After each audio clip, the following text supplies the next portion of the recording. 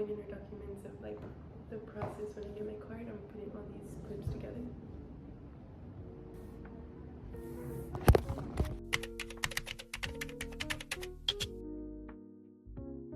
What are you gonna do today? Take out my DA card. So what is that? That means I'm a resident of Spain. Wow.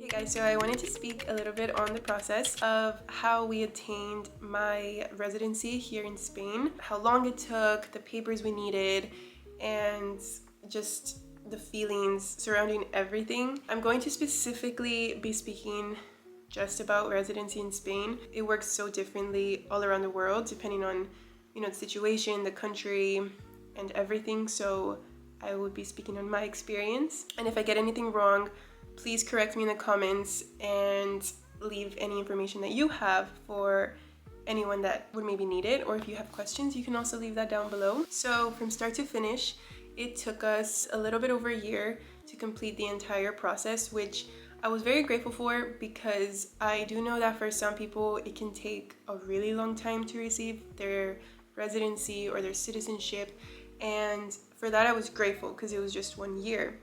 However, it was a really long year, and basically the way we did it was we went the pareja de hecho route. So pareja de hecho is basically a partnership. So you're not married, but you are partners and you live together, you are in a committed relationship, and basically one of the partners is European. And in this case, that was my fiance. You don't actually have to be engaged to do this process. When we started it, we were not engaged. We were just boyfriend and girlfriend living together.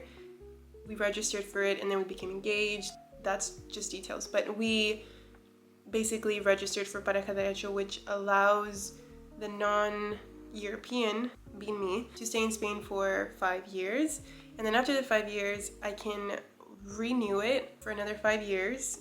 And then I can just get citizenship after that. So after the 10 years. I don't know if we'll end up doing that because we don't know how long we'll be in Spain, but it's nice to know that I have a whole 5 years of residency and have public health care and have a lot of different benefits available to me. So we are so happy about that. I do want to give a huge shout out to my fiance because he did like 90% of the process. He's very smart and he's very detallista, so he was like making sure we were doing everything right, having all the paperwork, doing all the research physically possible. Huge thank you to him because I feel like my brain would probably get way too overwhelmed with everything. I also want to thank our lawyer. I will leave her link down below. Her name is Mercedes and she was an amazing help. She really made us feel very comfortable and safe and confident and very hopeful about the whole situation. She was there the entire time. Anytime we needed something day or night, we would text her and she would respond, and she took care of a huge chunk of the paperwork as well. I'll also leave a link below about the things and papers that you need. But basically we had to get like empadronamiento, verification, birth certificates, passports, IDs. I don't think I needed a background check, but I still submitted that one. You need your single status. You need the European partner's like stubs, like his paychecks, pretty much to show that he can support me. I know I'm missing a couple of more things because again, David did most of this process, but he's at work right now, so can't really have him to explain this for you. But again, I'm gonna leave as many resources as I can below. There's a lot of different ways to get residency here in Spain. There's like the marriage one, pareja de hecho, you can get a work visa, a student visa, you can get a digital nomad visa. There are several different ways, but to my knowledge, I don't know them fully to like say what they are. And yeah, I think if it's something that you're interested, I would like do your research and start the process however and whenever you can. Now, as for the waiting period, I feel like the waiting was probably the most annoying part. Bureaucracy here in Spain is very, very slow, and you need to have an appointment for everything. And sometimes you can't even get an appointment. So it's like and again, thanks to my fiance, because he worked so hard too. We fought for this residency so hard. At the beginning part of the process, when we were submitting everything, I had to take lots of trips to the consulate here in Valencia. They don't have an actual embassy here in Valencia. They have a consulate, and my fiance, his embassy is actually in Castellón, so that's like 2 hours away.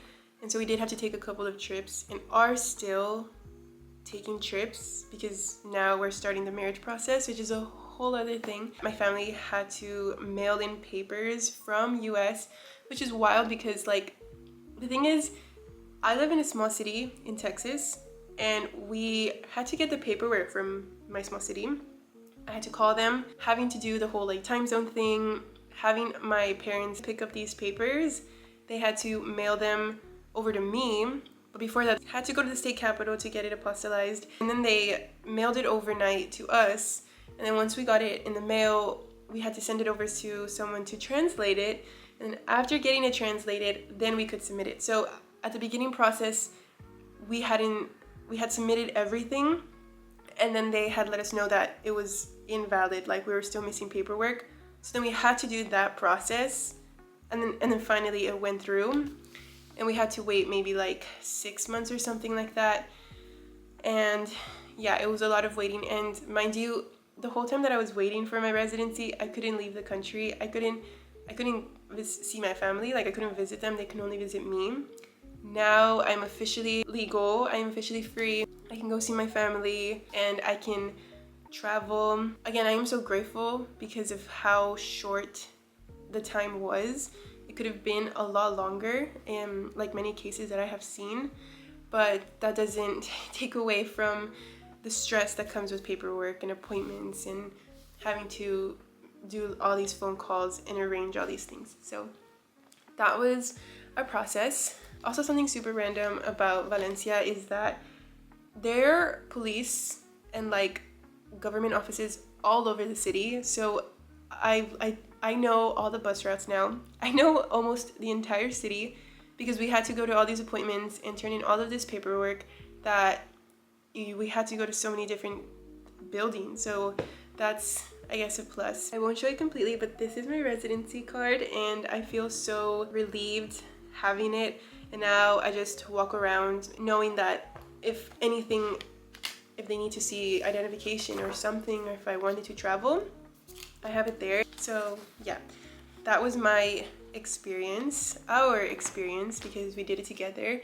But I hope this was helpful. I hope this encourages anyone who maybe also wants to get residency in a different country, specifically Spain. I'll try to link as much as I can below to help anybody out. Again, if you have any questions or corrections, please leave them down below and I will answer them. Thank you so much for watching, and I will see you in the next one.